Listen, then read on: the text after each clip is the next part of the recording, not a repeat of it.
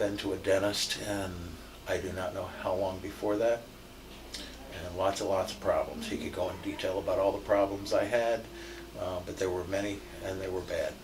I didn't know any dentist before I went to Quakertown. I went to whoever. We didn't know where to go, and because it was a Saturday morning, so nothing was really open, and our dentist wasn't really helpful. My daughter took a shot to the face and broke a tooth and had another tooth pushed backwards and down. And we had called my dentist, and my dentist was not helpful at all. He couldn't tell me where to go. He couldn't help us.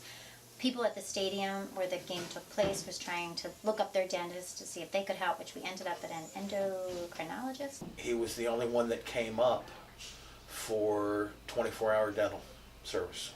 He was the only one that came up, and he answered his phone. There was an ad for urgent care for dental service, and of course when I got there over on 309, they conveniently did not have dental service. The endo we saw, he's like, well, you're just going to have to be on a liquid diet for a week, and they're going to put a brace on it, and it'll take about 2 weeks for her tooth to go back up. He said he couldn't do anything, and I was really upset. I don't know where else I would have gone except for maybe an emergency room, and I doubt there I would have gotten the treatment that I did. I found Dr. Bash on a Friday night, about 6 o'clock. I think I contacted him by phone and showed up about 7:30 that night. Was here till about 9 o'clock for a tooth extraction. I called him Sunday morning first thing. I think it was like 7:30, 8 o'clock, and I had left a message, and he got right back to me and said, come in, see what we can do. I didn't think there was anything we could do. She couldn't even shut her mouth. She couldn't eat because the tooth was down and pushed back. After calling him, telling him that I've been in pain for 3 weeks or more and that I was very low on money, he said come right in, and worked with me to pay him off. So astronomical thing to find. And then to find the way that he operates is just easy, comfortable, the best dentist I've ever had. You know, we don't have a lot of money, but I wanted her teeth to get fixed. So, you know, she needed to eat, she needed to be able to shut her mouth, she needed to breathe correctly. So that was probably our first and foremost concern.